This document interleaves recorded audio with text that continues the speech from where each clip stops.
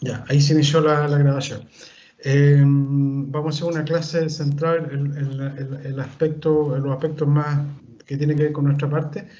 El profesor Buenchumilla iba a hacer la clase de hoy especial para esto, pero me avisó en el transcurso del día que tuvo un inconveniente de última hora insoslayable, así que se disculpaba por no hacerlo. Y que bueno, que ahí después se ponía de acuerdo con ustedes si podían recuperarlo en algún otro momento, ¿vale? Así que estas son las excusas por la situación del profe Alberto, Quimerfa Alberto, que no puede hacer la clase de hoy día por un imprevisto, impostergable y absolutamente atendible que tenía que hacer, así que no puede hacer la clase de ahora. Así que después, si ustedes se ponen de acuerdo con él el próximo lunes, ven si lo recuperan y cuándo lo podrían hacer. ¿Ok? Ya, lo otro que yo me tengo que disculpar también es que ahora voy a estar más pendiente del chat. Lo que pasa es que cuando comparto la pantalla, se me pierde un poco el chat. Entonces veo el documento que estoy compartiendo, lo que estamos discutiendo, y se me pierde completamente el chat. Entonces, la semana pasada la Constanza Beltrán hizo una pregunta en el chat que yo vi cuando habíamos terminado la clase.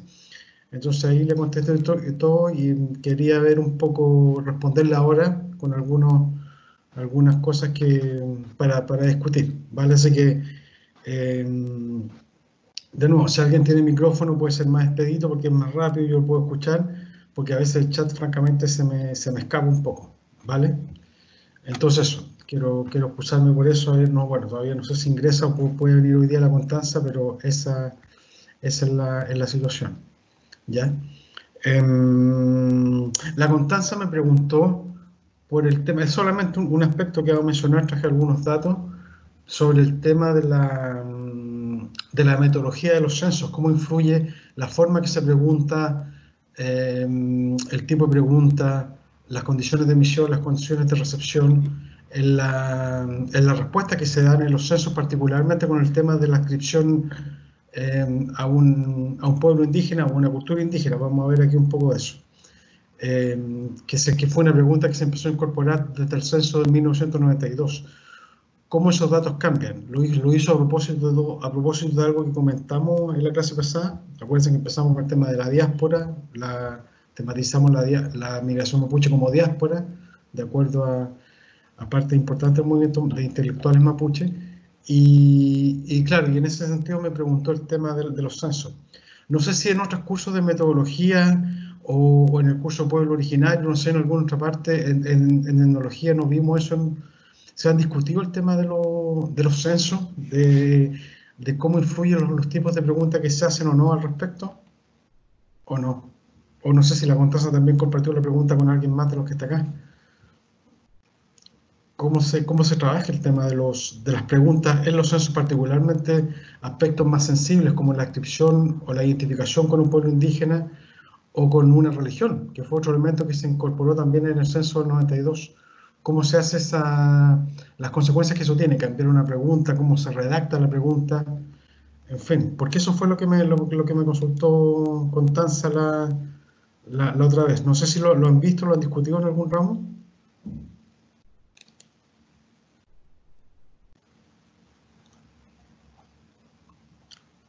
Los censos y la consulta.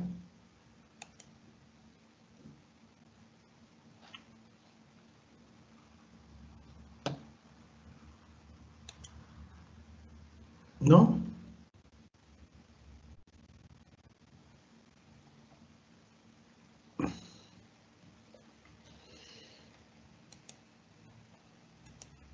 Bueno, es un aspecto bien relevante en verdad porque tiene que ver con cómo de partida, cómo se diseñan políticas públicas, en fin, y muchos aspectos más.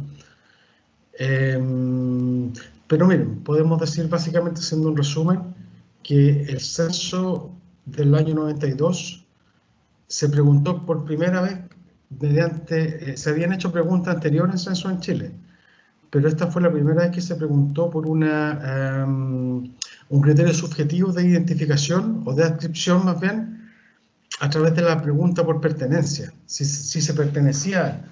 Y esa vez se preguntó si uno pertenecía a una de las siguientes culturas indígenas. En ese momento, estamos hablando del 92, todavía no había ley indígena. Cultura indígena de ese momento. Y se habló de se presentaron estas 4 alternativas. La pregunta fue, del censo, si usted es chileno, imagínense, y ahí hay una cláusula que fuerza un poco la pregunta. De partida se incluye extranjeros y encima aquellas personas que pueden pertenecer a nuestros pueblos tienen que hacer la compatibilidad con esa otra descripción de identidad que se le hace. Si usted es chileno, ¿se considera perteneciente a alguna de las siguientes culturas? Esa fue la pregunta. Y salía como alternativa 1, mapuche, aymara, Rapa Nui, ninguna de las anteriores. Esta fue la pregunta que se hizo en el censo del 92, cuando por primera vez se incorporó un criterio subjetivo de identificación o de adscripción o de autoadscripción a, en este caso, una cultura indígena. Se preguntó por cultura. La pregunta se le hizo, se consideró en cada caso, usted, bueno, sabe lo que es un censo, ¿verdad? No es una encuesta, sino que se consulta a todos los habitantes de un país y se consideró a los mayores de 14 años para arriba. El resultado de esto, el 92, fue que 998.385 personas de 14 o más años se declararon pertenecientes a alguna de estas 3 culturas, mayoritariamente la mapuche. Y eso correspondía, según la población de ese momento, en 1992, al 10,33% de la población total que en ese momento había en el país, de más de 14 años.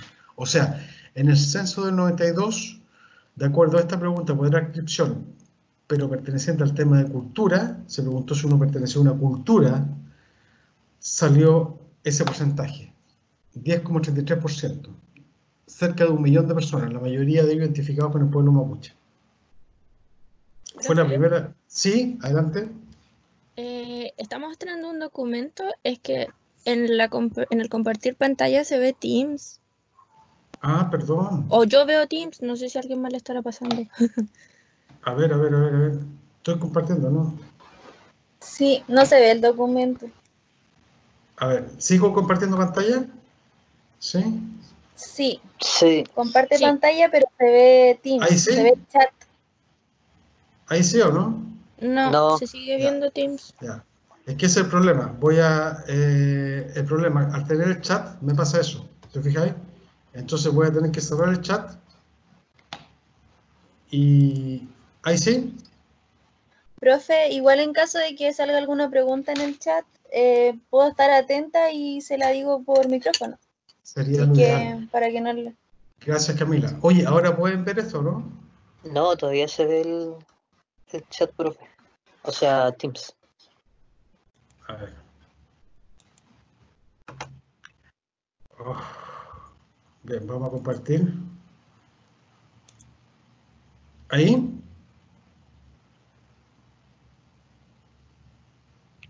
Ahí Sí, sí. Ahora sí se ve. Ahora sí, ya, menos mal.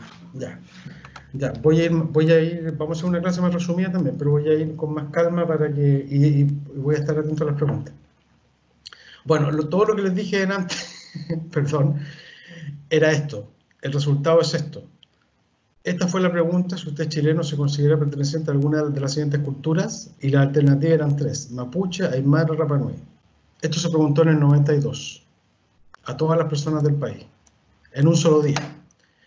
Y el resultado fue que esa cantidad de personas, de más de 14 años, respondieron que pertenecían a una de esas culturas, y básicamente el 80-90% de ese total es mapuche.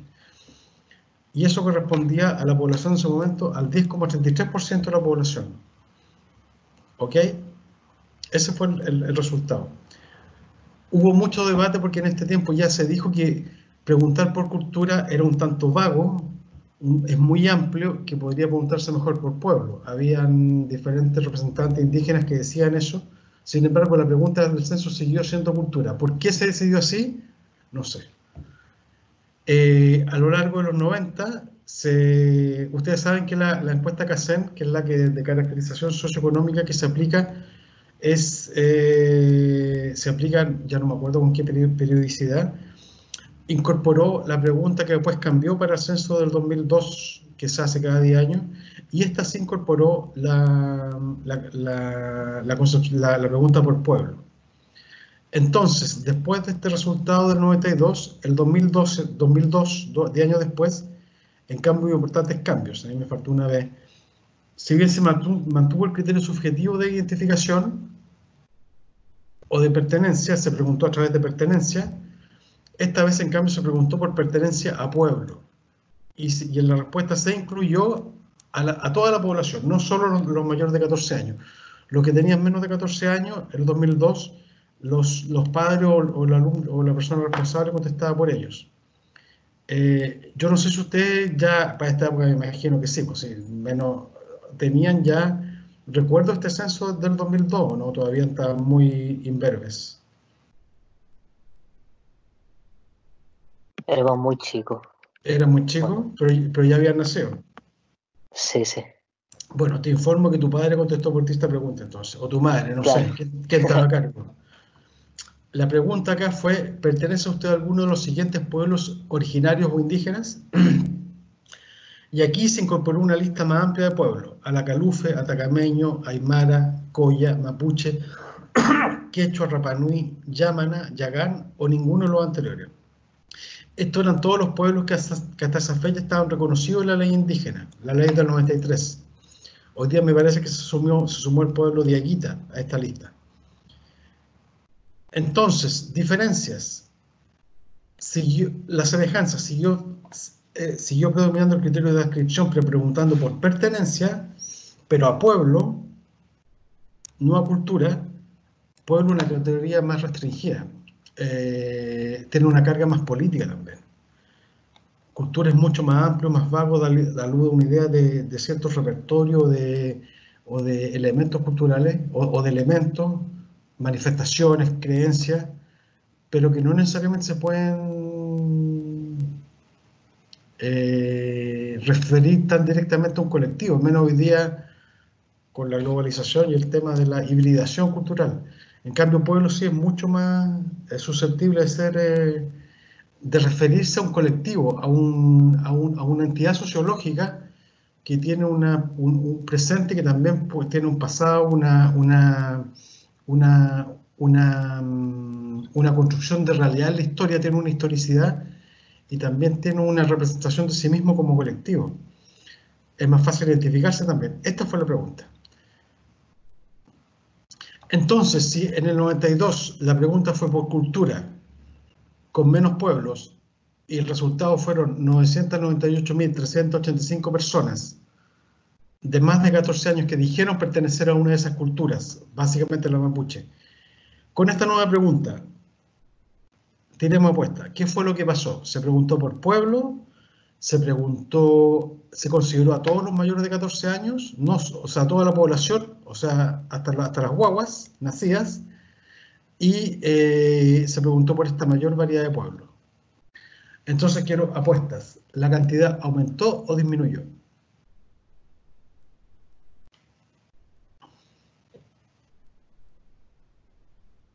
Hubo más de 998.000 personas que afirmó pertenecer al pueblo, o menos que eso.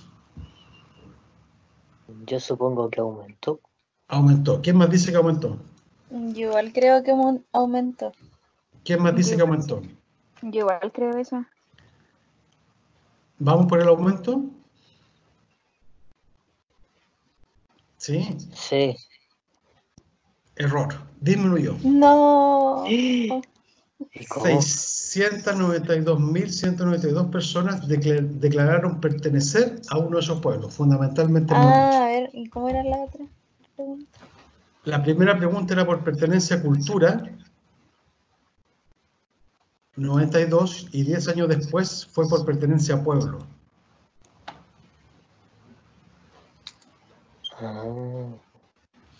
Esa es la cosa. Disminuyó bastante drásticamente, cerca de un 30%, quizás más. De cerca de 1 millón a 692.000. Profe, En 10 años, habían pasado 10 años, ¿sí? pero eso responde como con lo que uno se identifica. Claro. A ti te preguntan, esa es la pregunta. ¿pertenece usted a alguno de los siguientes pueblos originarios? Y tú respondes según te parezca que pertenece o no pertenece.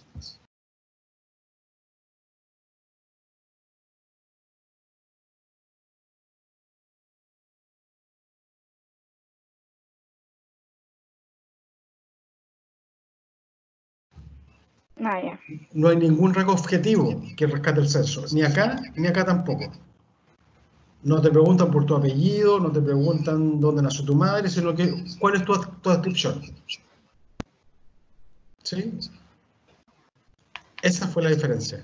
Lo que pasa es que adscribirse a una cultura, como decíamos al principio, es una categoría mucho más amplia y mucho más vaga, es más despolitizada. Pueblo tiene un componente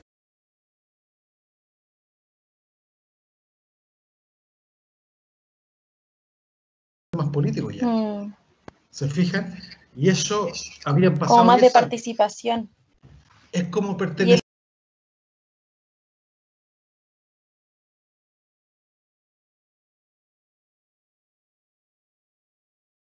El otro lo... A un sujeto colectivo. Claro. Como que cultura habla más de repertorios culturales, aspectos culturales, creencias, manifestaciones, cosmovisiones, incluso materialidades, y pueblo habla más de un sujeto colectivo. ¿Se fijan? Y disminuyó considerando que habían pasado 10 años. O sea, la población debería haber aumentado. Se incluyó a todas las personas, no solo a los mayores de 14 años. Y había más pueblos indígenas entre los cuales las personas se podrían identificar. Y sin embargo, el resultado fue ese. Por una parte, ¿por qué entre el 92 y el 2002 se cambió de cultura a pueblo? Porque tiene que ver con lo que venimos hablando del mayor desarrollo del movimiento mapuche e indígena en general desde los 90 hasta el 2000, cosa que también vamos a ver un poquito ahora. Entonces hubo mayor presión, hubo mayor desarrollo, también más conciencia por preguntar por pueblo en vez de preguntar por cultura. Y el resultado fue ese. Sin embargo, disminuyó.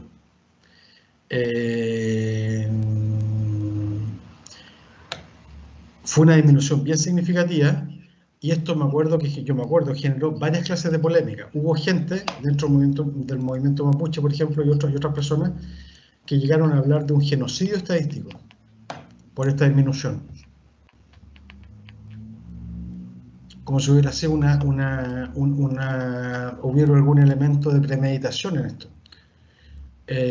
Por eso las preguntas sobre autoadscripción en los centros son muy importantes, son muy críticas y son tan difíciles de formular y de interpretar. Acuérdense que el censo se hace en todo el país. Bueno, ahora cambiaron, a partir del censo del 2012 eso cambió un poco, pero se hacía en un solo día y equivale a poco menos que hay que capacitar a todos. ¿Algunos de ustedes ha sido censista alguna vez o no? Yo no. ¿Nadie? No, yo tampoco. En las capacitaciones que se hacen, porque imagínense, ¿cuántas censistas serán en todo Chile? Tienen que formular todas la misma pregunta en los mismos términos y recoger la respuesta que se da. Y eso cambió sustancialmente ahí. Entonces, algunos hablaron de que, claro, haber incorporado este criterio pudo haber generado esta disminución muy drástica. Y la adscripción, la autoadscripción, cuando se contestan encuestas o censos, es una variable muy cualitativa que cuesta mucho operacionalizarla. Tampoco es fácil hacer una pregunta al censo. Hay categorías políticas, como estamos viendo aquí, que están claramente involucradas. Lo mismo pasa con las adscripciones religiosas. Desde el 92 también se preguntó sobre eso, si pertenecía a alguna religión, y particularmente personas vinculadas al mundo protestante, al mundo evangélico, están muy pendientes de hacer como difusión o proselitismo entre su feligresía para que en el censo mayor cantidad de personas digan que son evangélicas, en Chile, por ejemplo, para que se demuestre una masa crítica importante que tiene peso en el país, en las decisiones políticas que se toman, es un elemento de visibilización en la realidad política. Así que siempre es algo bastante complicado de hacer eso. ¿Vale? Entonces, bueno, a raíz de la pregunta de la Constanza quería hacer esta pequeña introducción para que lo puedan discutir, si no lo han visto en otro ramo, y les tengo también acá, déjenme ir para acá.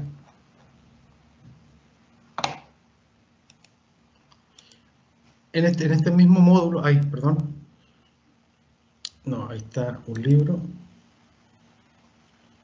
En este mismo módulo que está en Canvas, subimos este artículo, que es de Gundelman, Fester y Vergara, el profesor Jorge Vergara también de la carrera, que es del 2005, que se llama Contar indígenas en Chile, a raíz de toda esta polémica que se dio entre el censo del 92 y el censo del 2002.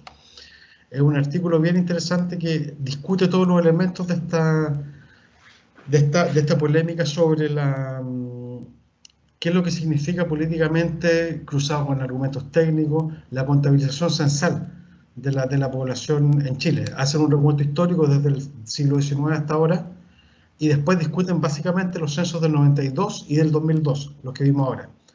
Así que va a quedar también en este módulo para que lo puedan leer. Es un artículo, no sé, 20 y tantas páginas, creo que tiene 30, para que a quien le interese este tema lo puedan trabajar y lo puedan ver.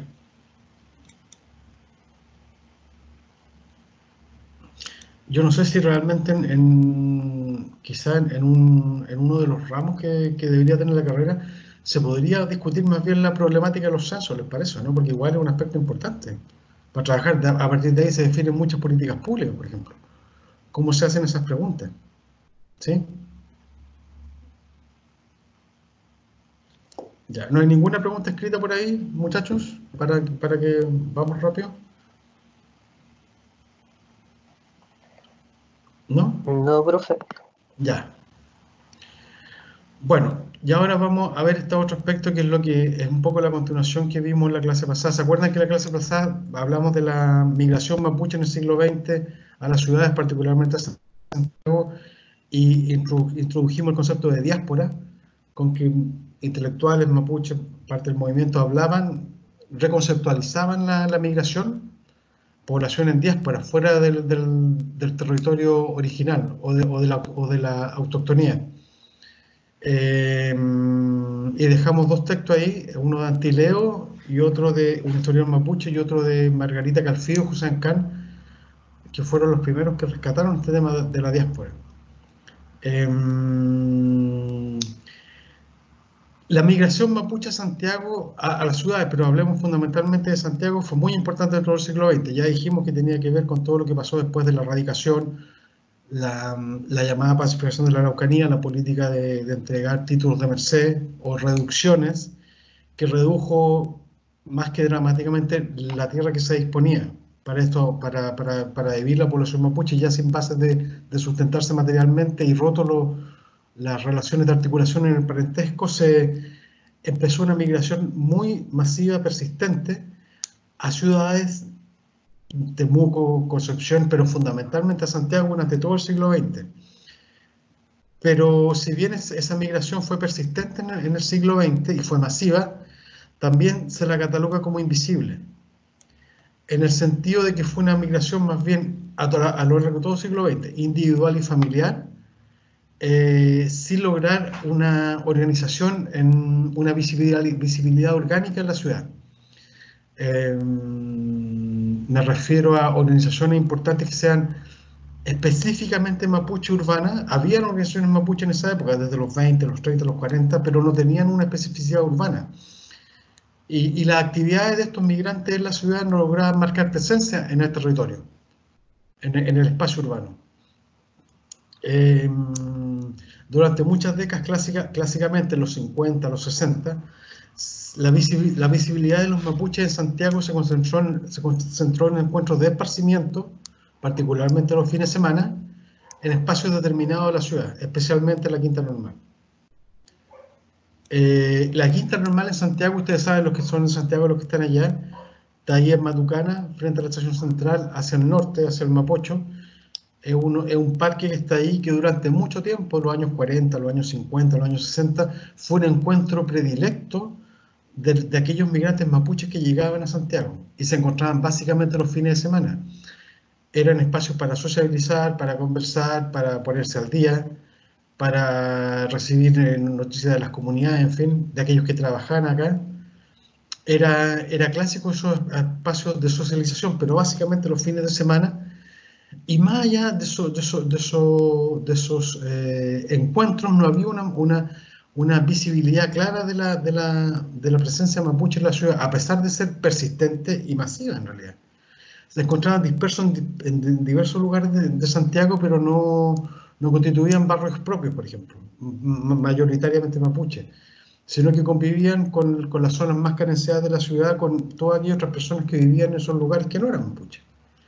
No había una especificidad étnica en sí, visible, ostentada, demostrada, expuesta. En esto incidió naturalmente, como ya hemos dicho, la desestructuración de los vínculos, la forma de articulación tradicional de vínculo a la sociedad mapuche, a partir de la pacificación, de la comillas pacificación, de la derrota militar y de la política de erradicación de títulos de merced. Pero también influyó un tema muy importante, la inserción económica que tuvieron estos migrantes mapuches en el espacio urbano, particularmente en Santiago. Llegaron principalmente, esta migración que fue individual y familiar, llegaban a Santiago, trabajaban fundamentalmente como asalariados, en rubros de mala remuneración, de escasa especialidad. Clásico fue el tema de los panaderos, en panaderías de Santiago, en el caso de los hombres, y el trabajo en casas particulares, en el caso de mujeres. Esa asalarización en empleos de baja remuneración económica y de baja especialización, de baja capacitación, contrasta con otras zonas de América Latina, con lo que fue la experiencia de la migración indígena en ciudades en otras zonas de América Latina. Valtteri Milan, un antropólogo que trabaja estos temas, del cual también subimos un texto ahora en el módulo, lo contrasta, lo reseña con lo que pasó en el área andina. Lo que pasa, por ejemplo, en realidades de Lima, en Perú, o en otras ciudades de Perú, o lo que pasa en Bolivia, en el Alto, cerca de La Paz. ¿Alguien tiene referencia un poco de cómo es esa realidad en el Alto, particularmente en Bolivia, en La Paz? ¿Han tenido referencias de eso, no? ¿Alguna idea de qué estamos hablando? Concretamente, en términos ¿se han conocido a alguien que ha estado allá, que les cuenta cómo es esa vía allá? ¿De qué tamaño es esa ciudad del Alto?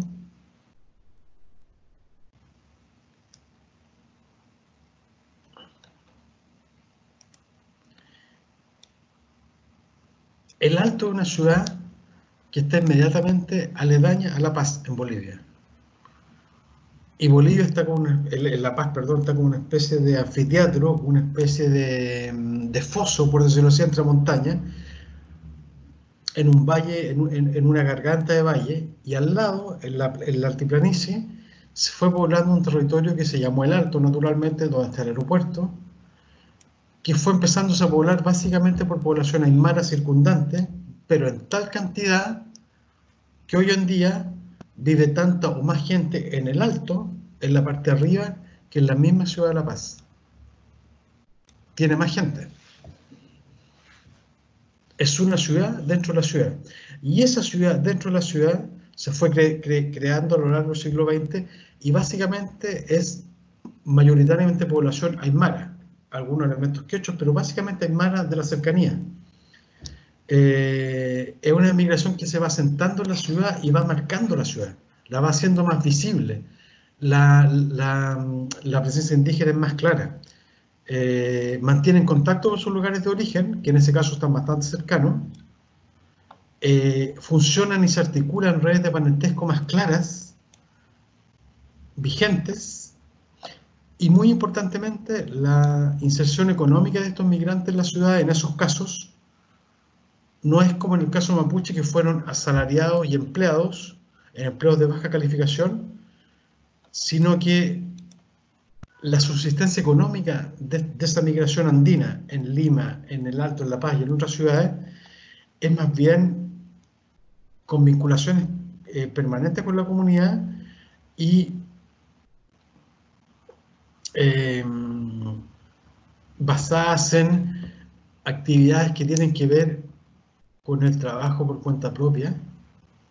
O sea, no el asalariamiento, no que te paguen un sueldo por un trabajo, sino que básicamente el trabajo por cuenta propia, muchas veces la economía informal, particularmente articulado al comercio, a la gastronomía, a la comercialización de productos agrícolas, cerca de mercados, en fin, a la venta de comida en la ciudad, otros aspectos parecidos, y en el caso particular del transporte, que es algo que lo singulariza para que ustedes sepan, el comercio y el transporte. En el caso de Aymara, el comercio y el transporte.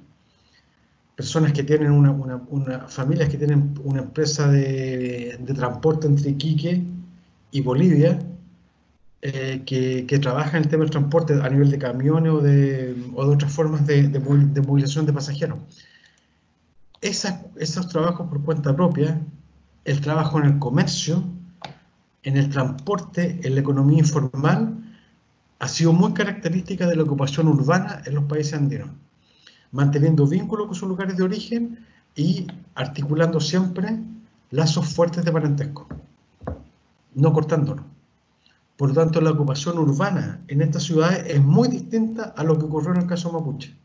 Por lo tanto, esta presencia indígena, aymara o quechua, en esa ciudad andina, en La Paz, en Lima, marcó mucho la presencia, la fisonomía de los barrios, lo compacto que eran, el abigarramiento que tenían de expresiones culturales que venían directamente de la población indígena, basado en una economía que funcionaba un poco en sí mismo, articulándose con la economía informal, muchas veces informal, pero estando presente ahí. O sea,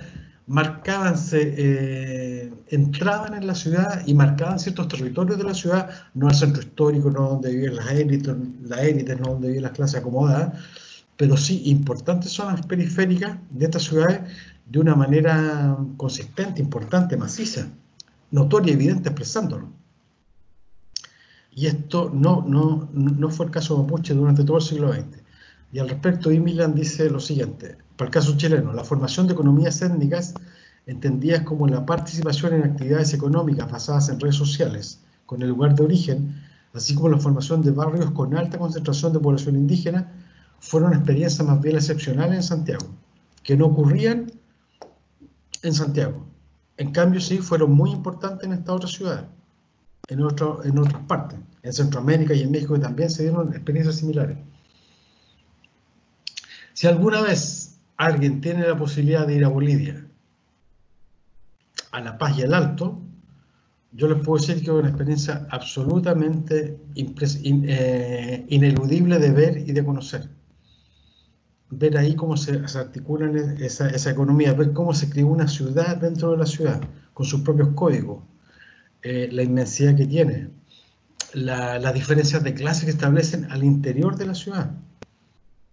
El crecimiento de una burguesía aymara indígena dentro del Alto que establece diferenciación económica al interior de ese grupo.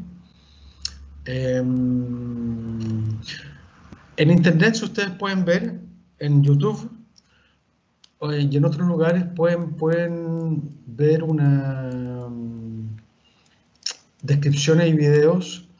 Se hacen concursos, incluso en el Alto, de lo que se llaman el mejor cholet. ¿Saben ustedes lo que es un cholet? No, yo no. Cholet, ¿quién da más? ¿Qué es lo que es un cholet?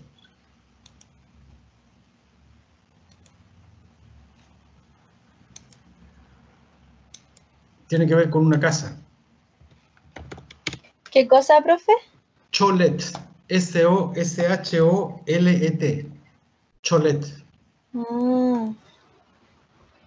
Viene de un francés, de la palabra francesa, que tiene que ver con habitación.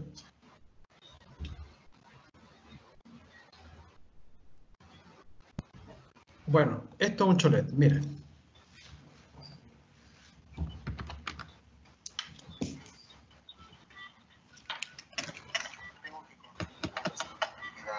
Rescatando lo pasado y viendo el futuro. He empezado a revolucionar. ¿Por qué las universidades nos enseñan, nos adoctrinan de no romper las normas, las reglas? ¿Por qué no podemos hacer una nueva arquitectura con identidad propia? Tienes graderías, gradería de entrada, gradería de escape, graderías al mezanine, también tiene su ascensor. Hasta el momento ya hay.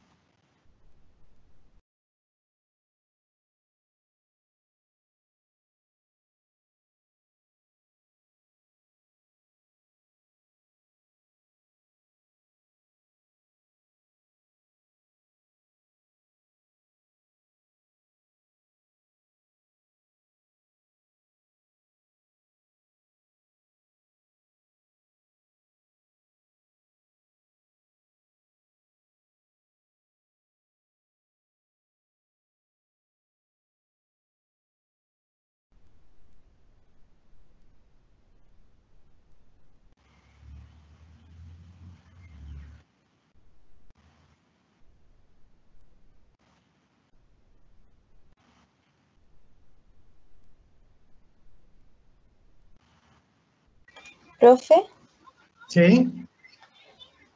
creo, no sé si soy yo solamente, pero no puedo escuchar el video. ¿No se puede escuchar? Pero no sé si seré yo, porque lo escucha usted, por ejemplo, ahora que me Sí. habla, Yo pero no escucho el audio. saqué el audífono. ¿Alguien más lo escucha, no? No, yo tampoco escucho el video. Como que se escuchan partes, ¿no? Lo que pasa es que saqué el audífono. Entonces no sé si tendrá que ver con eso, porque si ponía el audífono capaz que no se escuchara, ¿o no? ¿O estoy mal? A ver, póngalo, A ver, por si acaso. díganme si escuchan ahí. ¿Ahí? No, tampoco se escucha. ¿Escuchan ahí, no? No, aún no. Ya. Pero al principio del video sí se escuchaba. Y después de un momento a otro dejó de escucharse. Yo dije, tengo que Ahí sí. obras con ¿Ahí se escuchan? rescatando Sí. lo pasado.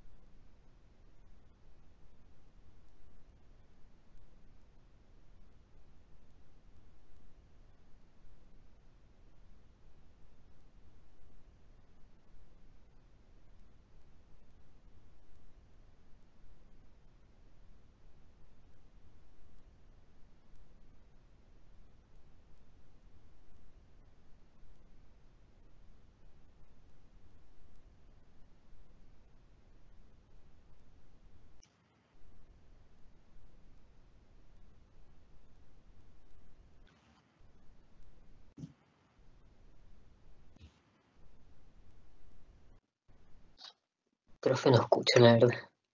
¿No se escucha? Bueno, Yo al menos no. Pero son como hoteles, ¿o no? no, son casas, son casas, Ah, son casas. son casas. ¿Y tan grandes? Eso que están viendo, bueno, pónganlo en el... Mira, ustedes se meten a YouTube. Ahora me escuchan a mí, ¿verdad? Sí, sí. Sí, ya. Sí. Métanse a YouTube Sí, y se pongan Cholet, ¿vale? Y les va a aparecer esto. Ustedes vieron la peculiaridad de la arquitectura y todo y lo grande. Esas son casas de una burguesía aymara que vive en el Alto, que ha hecho más dinero con el negocio, con el comercio, con el transporte, con la gastronomía, como dijimos recién, que construye esas edificaciones.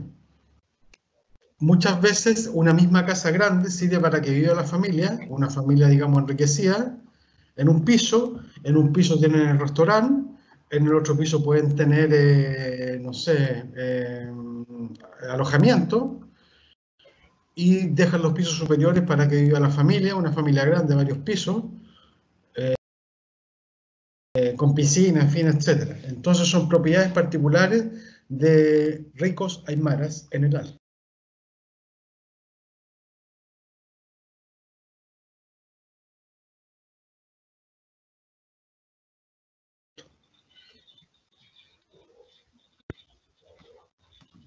¿Qué les parece?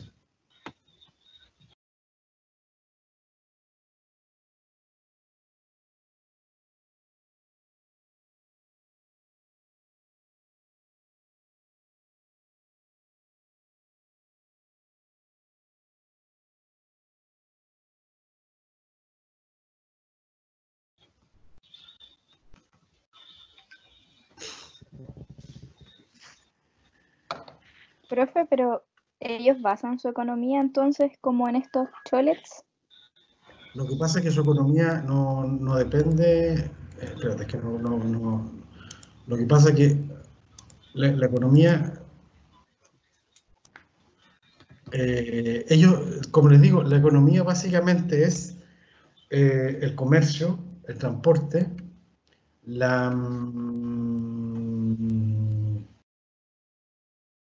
la gastronomía, articulados redes familiares,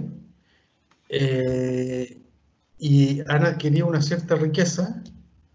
Se habla de burguesía aymara, por decirlo así, y como tienen ese mayor poder, lo lucen, lo ostentan a través de esta construcción que tiene toda esa iconografía y ese barroco que vimos recién. ¿Se fijaron en la cantidad de elementos que tenía lo recargado que era? Sí. Que para la arquitectura, para la élite resulta muy chocante, muy de mal gusto, digamos, pero ellos lo reivindican como parte de su identidad y de ese exhibir la riqueza. ¿Se fijan? Entonces, y cholet viene de la palabra chalet, que alude a una casa como de descanso, claro, pero como es de los cholos, le dicen los cholet, y tienen esas características. Entonces, a eso nos referimos cuando hablamos de que la migración indígena en otras partes de América Latina tiene otras características que la mapuche acá no necesariamente tuvo. Por ejemplo, esa imagen que ustedes ven ahí del Alto es toda esa gran ciudad que está arriba, sobre La Paz, es enorme, es solamente una sección, y todo ese mundo de ahí, ya deben ser más de 1 millón de personas, es exclusivamente, prácticamente exclusivamente de población aymara. Así tal como ustedes lo ven. Así que yo les digo, si me permiten un consejo, si alguna vez pueden ir a Bolivia, a La Paz e ir al Alto, no pierdan la oportunidad. Es muy ilustrativo y muy interesante, además de ser muy linda ciudad, y la experiencia de estar aquí, el comercio, las formas de articulación, la vinculación con las redes de parentesco tradicionales, o sea, cómo la globalización o la modernidad también se genera y se plasma en nuevas formas de expresión arquitectónica, como esos que vimos ahí, en los cholets, en esas edificaciones. Diferencias sociales también al interior de los propios grupos indígenas. En fin, pero todo ese mundo tiene esa experiencia, tiene esa expresión o esa expresividad. 1 millón de personas viviendo ahí, en el techo de La Paz, en una ciudad aparte, que se llama El Alto. Y los ricos de ahí han empezado a acumular riqueza, y una de esas expresiones son estas edificaciones llamadas cholets, que han proliferado en el último tiempo, y de hecho hacen concurso anual, el cual es el cholet más hermoso, una especie de concurso, con premios, en fin, etc. Entonces, eso es lo que, a eso nos referimos. Eso no pasó en Chile con la migración mapuche. Bueno, este fenómeno de los choletes es reciente también, pero la migración andina tenía esas características de ser más compacta, más masiva y marcar claramente una presencia en la ciudad. ¿Queda claro? No sé si tienen alguna pregunta de eso. Si pueden ver en YouTube más videos de cholet, véanlo, porque es bien interesante. Y marca también otra visión de lo que es ser indígena hoy. Se conjuga con diferentes elementos.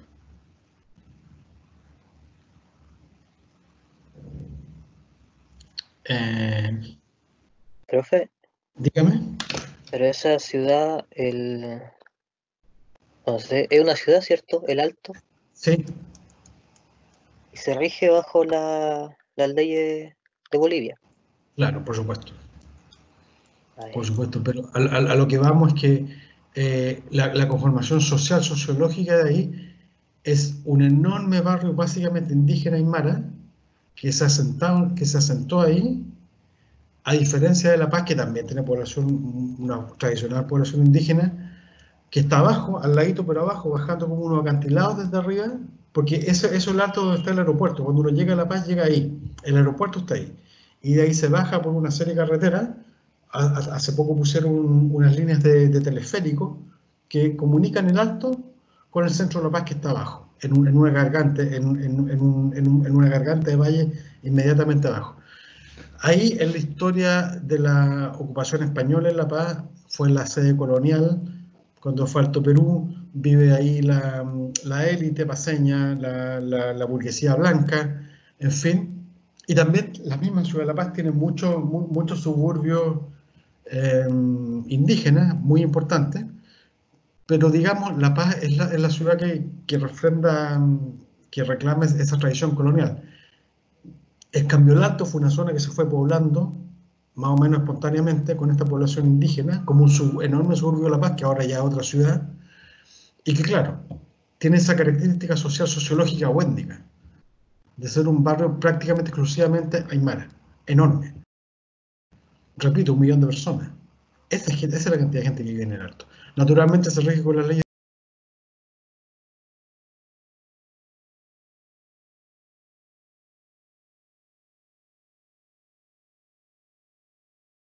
de Bolivia, pero tiene también sus peculiaridades sociales y culturales, que son los cholets, por ejemplo, que lo estamos viendo ahora.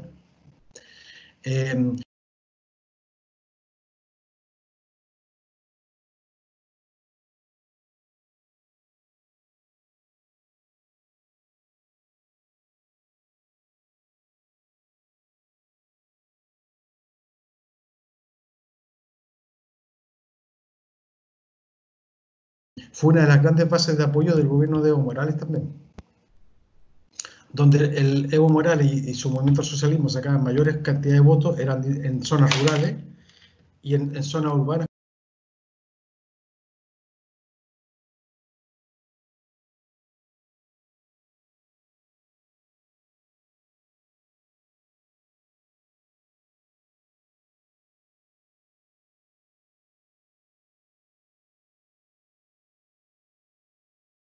Particularmente en el Alto, más que en La Paz. Entonces, cuando derrocaron, ¿se acuerda que derrocaron el gobierno Morales el año pasado, en octubre? Después de las elecciones, más o menos coincidió con el estallido social de acá. Las zonas de mayor respaldo y de resistencia estuvieron en el Alto. Hasta el día, hasta todavía, que van a haber elecciones presidenciales, se supone, este año. Las mayores bases de apoyo estaban ahí.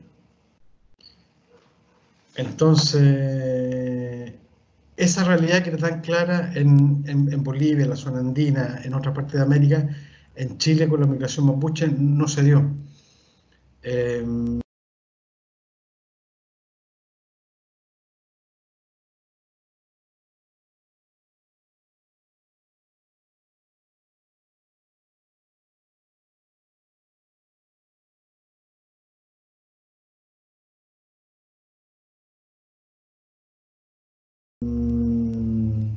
Sin embargo, a partir de los 90, eso cambió, con la población mapuche urbana en Santiago particularmente. Tiene que ver con el desarrollo del movimiento mapuche, que ya hemos visto en las clases que hemos tenido antes, el quinto centenario, la apelación que hace la intelectualidad y el movimiento mapuche al mundo de los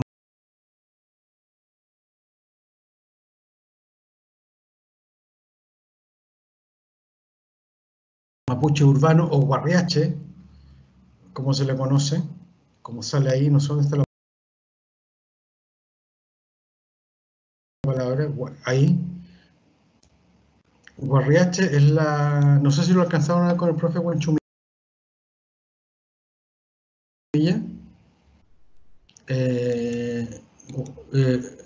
Guarría es ciudad o pueblo, ciudad, y che es la gente de la ciudad.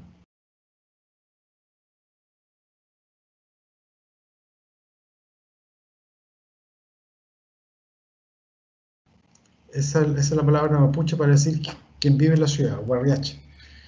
Que los tematizaban, como ya dijimos, como diáspora, como gente fuera del territorio natural.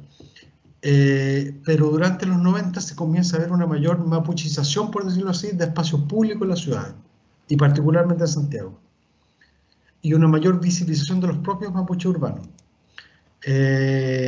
Hay un impulso por recuperar más, una apelación y un movimiento por recuperar más la cultura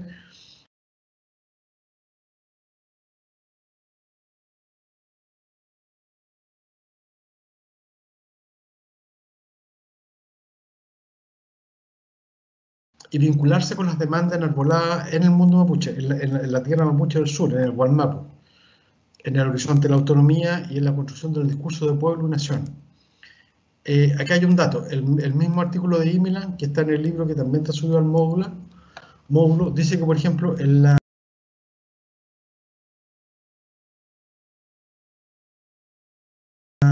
Santiago, en la oficina de la Corporación de Desarrollo Indígena en Santiago, la CONADI, eso está mal, el siglo XXI, no siglo XIX, siglo XXI. Voy a editar eso al tiro para que no se me complique.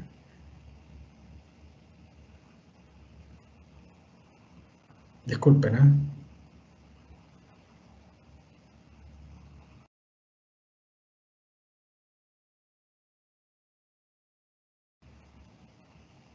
siglo XXI.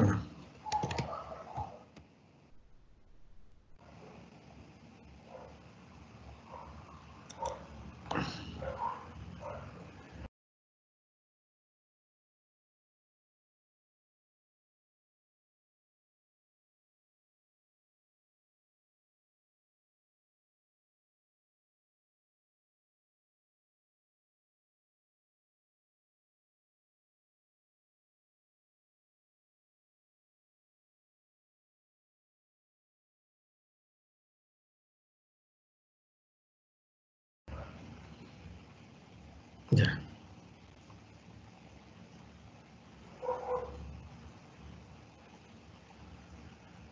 acá. A inicios de este siglo, o sea, desde el 2000 hasta ahora, en 14 años, la cantidad de organizaciones indígenas, básicamente mapuches en Santiago, que se registraban en la oficina de la CONADI, se duplicó. Hacia el 2014, habían cerca de 200 organizaciones indígenas en Santiago, básicamente mapuche y principalmente asociaciones indígenas. Habían 2 comunidades. Cerca de 200 organizaciones o asociaciones mapuches en Santiago, distribuidas en diferentes partes de Santiago. En el poniente en Cerro Navia, en Quilicura, Huechuraba, pero muy importantemente en el sur, La Pintana, La Florida, Puente Alto, también en Peñalolén. O sea, la cantidad de organizaciones se duplicó. Esta trama organizacional se relaciona con visibilizar, con la necesidad de visibilizar y celebrar ceremonias características de la cultura mapuche, como el guillatún, el huatripantu o año nuevo mapuche, el juego del palín, y también por demandas por generar espacio en la ciudad para que realizar estas ceremonias, que se establezcan en guillatúe o el espacio donde se puede celebrar un guillatún, que se establezcan canchas de palín, rucas para atención de machis en consultorios y hospitales, que también se empezó a visibilizar en Santiago a partir de la década del 90. También muy importantemente, interés por aprender la lengua, el mapuzungún en la ciudad. Había una proliferación de ofertas de talleres y cursos para aprender esta lengua, dirigida fundamentalmente a la población mapuche. Los resultados de eso, bueno, son muy dispares y hay que evaluarlos, pero de que sí han habido más cursos y un mayor interés por aprender el mapuzungún, claro que sí. Entonces, a partir del 90 se empieza a visibilizar la presencia de mapuche en Santiago, no llegando al nivel que vimos ahí en Bolivia, en el Alto, con cholets y con ese recargamiento barroco, sino que más bien a través de esta visibilización de manifestaciones culturales y de apropiación de espacios, de marcar espacios en la ciudad con presencia mapuche y también con visibilizar la propia presencia de las personas mapuche en la ciudad. Y este auge de organizatividad urbana, indígena y mapuche urbana en ciudades, particularmente en Santiago. Ya les dije, 200 organizaciones mapuche hacia el 2014 y ahora debe ser más. Y parte importante de este movimiento, de este contingente que pertenece a estas organizaciones, son hijos o nietos de aquellos primeros migrantes mapuches que llegaron a la ciudad, aquellos que llegaron en la década del 30, del 40, de los 50, que se quedaron en Santiago y que formaron familia, que tuvieron hijos y ahora tienen nietos. Esos nietos, esa tercera generación, forma parte importante de este nuevo reclutamiento organizacional y de este reencuentro con la cultura, por decirlo así, a través de la participación en esta ceremonia, en esta forma de organización congregacional. Y se asiste también a una proliferación de expresiones artísticas que buscan descubrir o describir, expresar la experiencia mapuche urbana. ¿Qué es lo que es el mapuche en la ciudad? Entre el desarraigo y la recreación de su propia identidad mapuche en la ciudad, dando cuenta de expresiones culturales híbridas en la ciudad.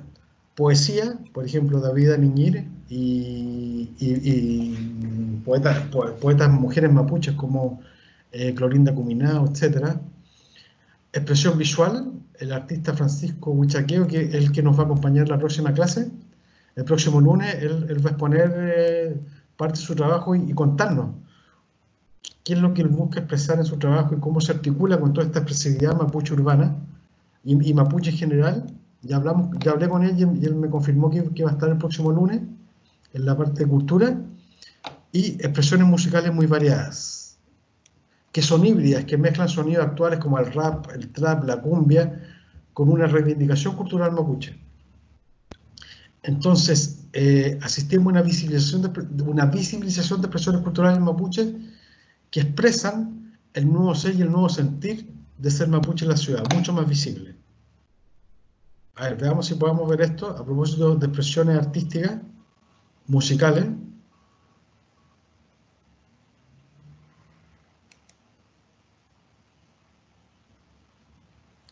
Bueno, si no lo escuchan, lo pueden ver después. ¿Ustedes han escuchado al banco?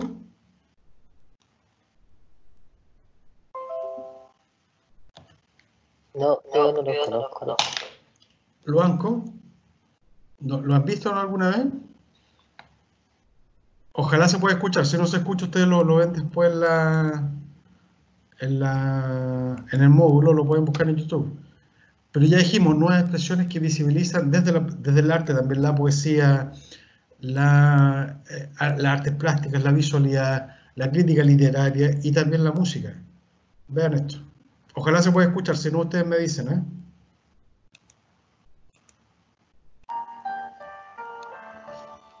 ¿Se escucha? Sí, sí se escucha.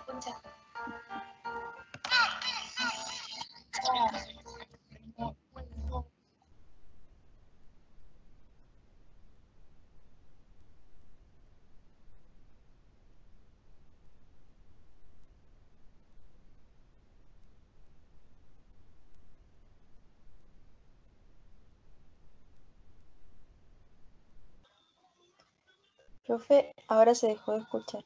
¿Se Se escucha? escucha un ratito al principio y luego ya no. ¿Se escucha o no? No, profe, pero igual cada uno lo podría buscar en YouTube, ¿o no? Sí, Y es más sí fácil puede ser. ¿Qué cosa, perdón? que cada uno lo busque en YouTube y demos como los minutos que dura el video. Dura 4 minutos.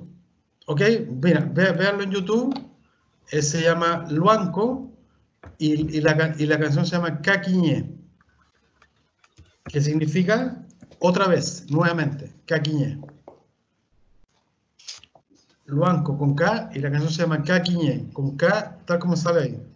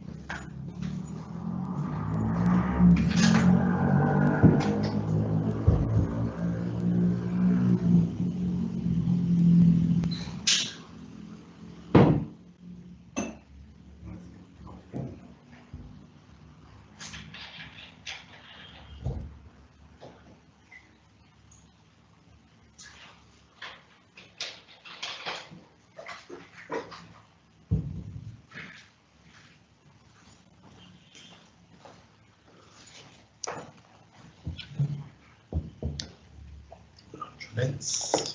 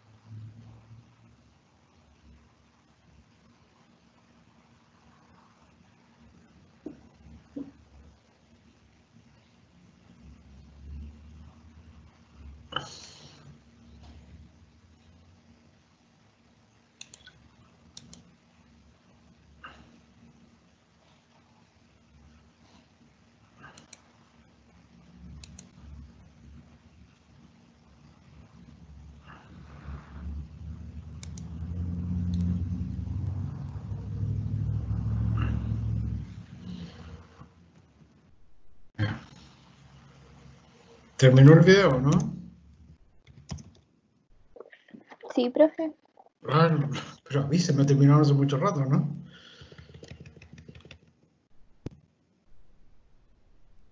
Bien, ¿qué les pareció? ¿Lo habían escuchado antes? A mí me pareció súper bueno, la verdad. Encuentro que es como una forma como más fácil de familiarizarse con o sea, con algunas palabras, porque yo pensé que iba a ser como todo en mapudungún, no pensé que iba a tener como español, pero igual, o sea, no dice tanto en mapudungún, la verdad, pero No. igual estuve leyendo los comentarios, como terminé un poco antes. Igual Ya. había gente que como que decía que era una forma como fácil de familiarizarse con el idioma. Claro.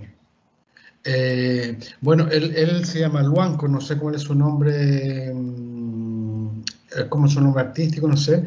Tengo entendido que él es profesor. Él estudió pedagogía, hacía clases, imagino, en un liceo, en un colegio de enseñanza básica, no sé, en Santiago, o media, y se integró con diferentes grupos, uno que se llama diferentes grupos de música reivindicativa mapuche, surgió en Santiago, muy vinculado con la reivindicación territorial, en fin, y que tienen canciones más directamente vinculadas a la demanda política por tierra, por territorio del pueblo mapuche. Este video es más bien con elementos de reivindicación culturales tradicionales mapuche, el merquén, la comida, en fin, el mate. Eh, pero a lo que voy es que la expresión cultural hoy día mapuche no es, por un lado, el Licura Chehuailaf, que lo vimos hace 2 clases, ¿se acuerdan? El recado confidencial a los chilenos. Esa expresión de los mapuches más tradicional, en comunidad, en una ruralidad, con un tono muy solemne, en verdad. Y sin embargo, en la hibridación cultural de las ciudades, en Santiago particularmente, surgen estas otras expresiones del ser mapuche en la ciudad. Estas expresiones culturales, ustedes vieron ahí que mezcla el rap con la cumbia, en fin. Y las canciones, por lo que yo he visto, por lo general algunas son en mapudungún, pero siempre van mezclando mucho castellano con palabras en mapudungún. No sé si todos son completamente hablantes del mapudungún, algunos están estudiando para recuperar la lengua, pero por lo general es una mezcla entre castellano con mapudungún, las canciones. Y la mezcla de ritmo es lo que ustedes vieron. Igual yo creo que esa mezcla de ritmos apunta como a eso, pues, a dejar un poco como lo tradicional y Claro. como hacerse notar más como en la actualidad, pues, porque igual Claro. el rap es como súper, o sea, como más moderno. Exactamente. Ahora, el despliegue del banco es increíble, ustedes lo vieron, ¿no? Es impactante, es muy solvente. Y si se fijan en el video, las imágenes que salen en el video, él sale vestido a la usanza tradicional mapuche, mezclado con ropa urbana, el poncho con tenida deportiva, pero también con tralilonco, que es como esa cinta que se pone en la cabeza.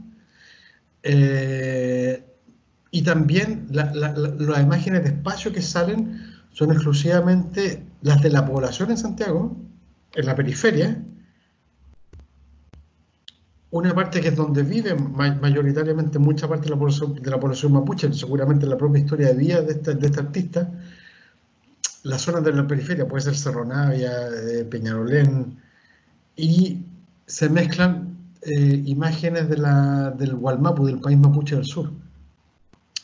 Escenas campestres, rurales, como también parte de lo que se busca reivindicar o de lo que se busca conectar, y también de lo urbano se muestra la realidad concreta en los suburbios en los que se vive. Es como hacer una conexión entre esa realidad urbana segregada, digamos, con esa imagen de lo que son los espacios del país mapuche, un poco idealizado, muy rural, espacio amplio, muy verde, contrastando con la vivencia en las ciudades, en barrios más bien segregados. Eso. No sé si alguien más lo vio, si tiene alguna impresión parecida de la expresión que se hace ahí, tanto musical como a nivel de letra, lo que se quiere reivindicar, si les gustó o no, si los sorprendió, si habían visto algo parecido antes o no. Sí, a mí me recordó harto cuando estaba en el colegio. ¿Ya? Un compañero llegó con una canción que era rap mapuche, ¿Ya? mapuzungún, pero era todo en mapuzungún y yo no me dijo cómo se llamaba y se me olvidó y nunca más la pude pillar y hasta el día de hoy que no la he pillado. ¿Y eso fue aquí en Conce? O sea, la banda parece que era de Santiago, Vaya, pero claro, mi compañero en el colegio fue acá en Conce, ya, que claro. la escuché. Y claro, pues fue como, de hecho eso, yo creo que fue como el primer acercamiento que tuve como con este mundo mapuche, esa canción, que nunca más pillé. Claro. Bueno, hubo varios grupos de música conformados por mapuche antes, algunos en Santiago, otros en Temuco. Había un grupo que se llamaba Pirulonco, me acuerdo, que Pirulonco Mapudungún se le dice a una persona que está loca, que perdió la cordura. Habían varias expresiones también en Santiago, desde los 90 hasta ahora, pero proliferaron en el 2000, lo que estamos hablando ahora. Pero esto tiene que ver con la música que se hace en la urbanidad de hoy en día, tiene que ver, no sé, pues con Santa Feria, con muchas otras cosas más. No sé si les suenan cercanas a ustedes el rap, el trap, y esa mezcla, esa hibridación, salen estas maneras de visibilizar, de expresar una identidad, un ser mapuche en la ciudad. Por eso quise que vieran el video para que pudieran conectarse con eso, o sea, tenerlo en consideración. Cuando hablamos de realidad cultural mapuche hoy, 2020, hablamos tanto, repito, de Licura Chehuailaf, con esa expresión tan tradicional, tan solemne, tan validada de lo que es la cultura mapuche, un canon de la cultura mapuche, pero estas expresiones también son cultura mapuche, híbridas, mezcladas, novedosas, a alguien le puede parecer chocante o no, pero son formas de crear y recrear la identidad mapuche urbana en la ciudad también. Profe, Sí, igual tengo un ejemplo del pololo de una amiga acá en Peñarolén, ya, que es Coñoman, que hace rap mapuche. ya. Y él partió igual en las micro, en el metro cantando. Ujú. Tiene canciones igual en YouTube por si las quiere buscar. ¿Y Que cómo son se como llama más él? de reivindicación. Coñoman. Coño, man, ya. Como de reivindicación de la lengua, de las tradiciones y de todo, pero también juntado con esto que es como más de juventud, que son como el rap, por ejemplo, todas estas cosas. También Claro, es un buen ejemplo. Porque es una buena mezcla ahí. Claro. Entonces, es básicamente eso. Esas expresiones también son parte del ser mapuche hoy en día. La poesía, lo que hace David Niñir, lo que vamos a ver con Francisco Huichaqueo la próxima semana, en la visualidad, en fin. Todo eso habla de una visibilización, de una toma del espacio, de estar en el foco de lo mapuche en la ciudad, que es distinta a lo que se entiende como mapuche tradicional, rural, no sé, en fin. Bien, por último, solamente agregar que esta reivindicación cultural que se hace desde las nuevas generaciones, la conexión con las raíces culturales y también recrear una nueva identidad, esa abrevar de la tradición cultural y mezclarla con otras cosas, esa parte más bien cultural también tiene una dimensión más política que tiene que ver con lo que se llama etnificación. O sea, una movilización de recursos identitarios en búsqueda de un objetivo político de generar reconocimiento. Dicho así en breve, también Tenny Milan y aquí recurre a Martuchelli, que es un sociólogo peruano que ha trabajado temas de sociología desde el 2020 hasta acá, o sea, desde fines del 90 hasta acá, que ha sido bien referente. Es como la parte más política, de la acción más política que se vincula, que se articula con esta dimensión más cultural. Es buscar ese reconocimiento de un ser colectivo a partir de la movilización de reconocerse en un origen. y define identificación como el proceso a través del cual un conjunto de personas reconocen un origen común, en este caso una historicidad indígena, somos todos mapuches, tenemos un origen, una raíz, y nos reconocemos por lo tanto como un colectivo. Por lo tanto, aplica mejor la idea de pueblo que la de cultura, volviendo al tema del censo. Somos un pueblo, tenemos un origen común y luego de eso se logra articular recursos para la acción política basada en esta inscripción. A partir de ese reconocimiento básico, somos un colectivo que reconocemos un origen que nos distingue, que nos circunscribe, que nos distingue del resto de las personas, de los colectivos que hay. A partir de eso, yo ese reconocimiento y ese compartir un origen común, colectivamente lo convertimos en un recurso, como una acción política para lograr y arrancar un reconocimiento de parte del resto de la sociedad o de la sociedad dominante. Y esas expresiones culturales como el rap mapuche, en fin, la poesía, chihuailaf, cosas más contemporáneas también, van en esa dirección. Entonces, lo específico de lo étnico acá es que marca la movilización de ese origen a partir del rescate, de la conciencia que un grupo hace de que comparte un origen común.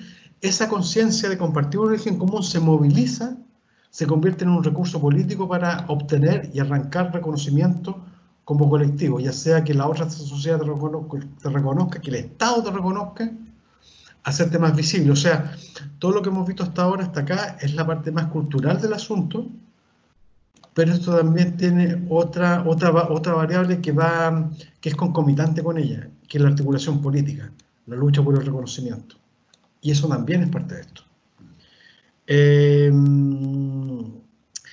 El CEP, el Centro de Estudios Públicos, que es un organismo básicamente, un centro de estudios muy ligado a la derecha y al gran empresariado, que hace la famosa encuesta presidencial y todo, clásico, hace, a partir del 2006 y el 2016, hace una encuesta mapuche para ver un poco el sentir o el sentimiento de la población mapuche sobre diferentes temas.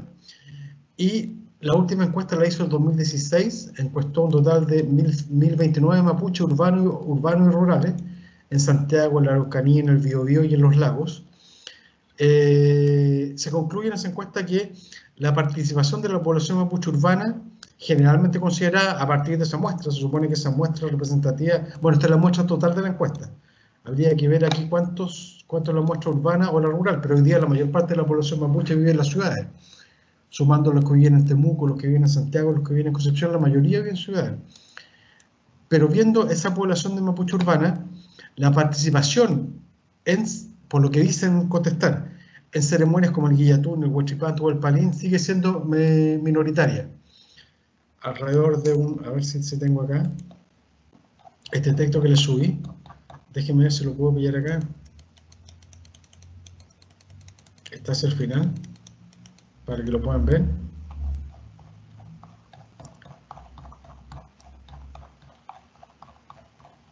Dice acá,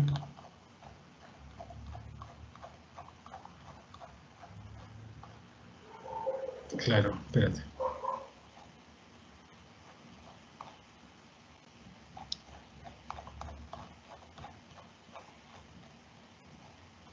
Acá.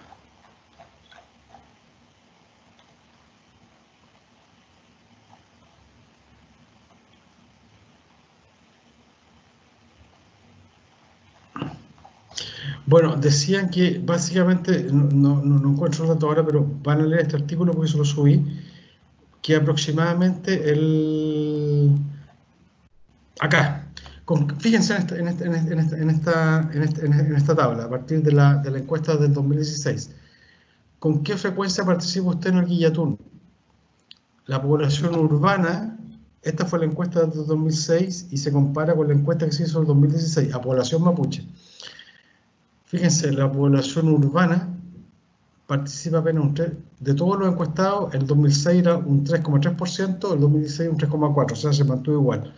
La población rural participante en el Guillatún en el 2006 era 23,3% y el 2016 bajó a un 15,1% en esta encuesta. El nunca participó, el 2006 en el urbano era 71%, y en el 2016 bajó apenas 2 puntos, bajó un poco, 69%. En el caso rural, aquellas personas que nunca participan en el Guillatún, es un porcentaje alto, considerando estamos hablando de población rural. El 2006 era 41 y el 2016 era 42.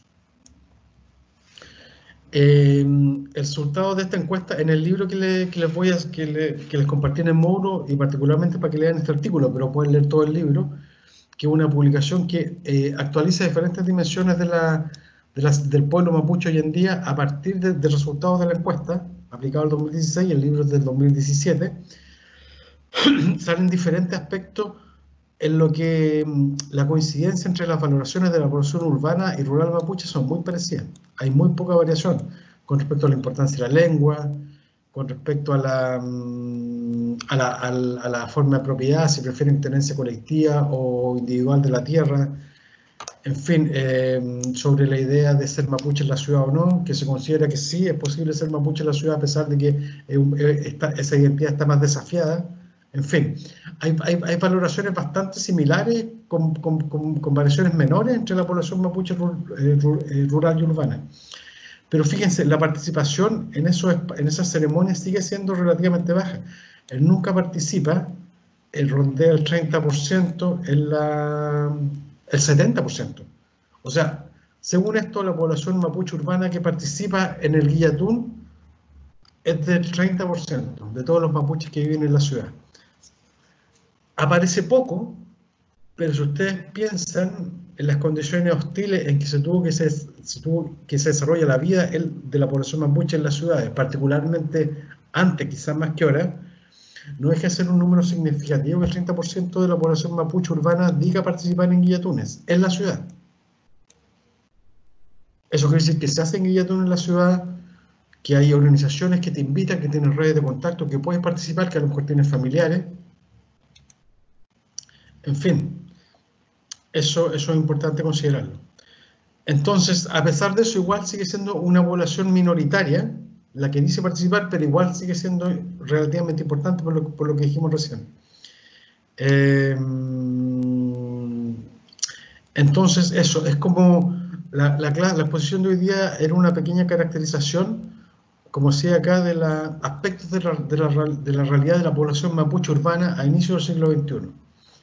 Entonces aquí en el módulo de Canvas, que se llama igual, el último que subimos acá, aquí está la presentación para que la puedan ver de nuevo.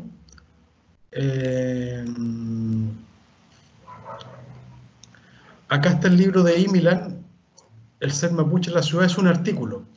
El artículo de Walter Imilan se llama Ser mapuche en la ciudad, y está en este libro que está acá, que yo le subí el libro entero porque si a alguien le sirve y lo quiere leer, los demás artículos. El libro se llama El pueblo mapuche en el siglo XXI, propuestas para un nuevo entendimiento entre culturas en Chile, editado por el CEP el 2017. Dentro de este libro, el artículo que leen, pero si leen los otros artículos también es muy bueno, habla de la vigencia del mapudungun en Chile. En fin, hay varios aspectos legales, culturales, de demanda de tierra. Es un texto muy actualizado. El artículo de Walter Imilan se llama El pueblo mapuche en Chile en el siglo XXI y va de la página 79 a 109 de este libro. ¿Vale? Está acá. Después también está el artículo que les dije al principio, a partir de los censos, de Gunderman, Vergara y Fester, sobre contar indígenas en Chile, la problemática de los censos en Chile, para quien le interese eso. Y por último, está el famoso video del banco sobre cumbia rap mapuche caquiñé. Es todo parte de este módulo. ¿Vale? No sé si hay alguna pregunta. Muchachas, muchachos, si les pareció bien, alguna inquietud sobre la clase de hoy. Acá está. Este es el último módulo de Canvas que se llama así, Aspectos de la vida mapuche urbana, inicio siglo XXI. ¿Vale? Con todo lo que vimos ahora. Lo pueden ver en Canvas. ¿Hay alguna pregunta, no?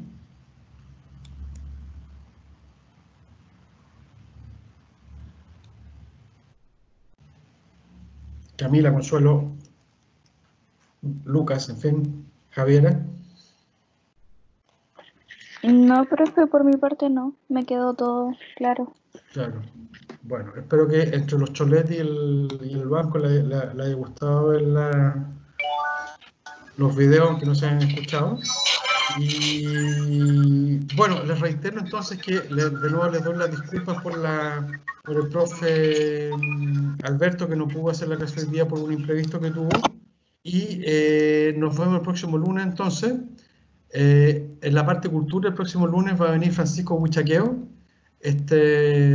artista visual mapuche, para que nos cuente su obra y también su visión del ser artista mapuche hoy en Chile, su visión de la creación, de la identidad mapuche, en fin. Y eso va a ser el próximo lunes, ya no sé qué día cae, 6 me parece que. ¿Vale? Ahí también el próximo lunes les voy a entregar la pauta para el trabajo grupal de fin de curso, que se entrega el 21 de agosto, para que ya puedan ir definiendo los grupos y trabajando los temas. ¿Vale? No sé si queda otra pregunta, si no lo dejamos hasta acá. Profe, ¿cómo ¿Sí? se llama? ¿Quién? Dale tú nomás. ¿El artista que va a venir? ¿Sí? Sí, ¿cómo se llama? Francisco ¿cuánto? Huichaqueo. Mira, aquí lo voy a escribir.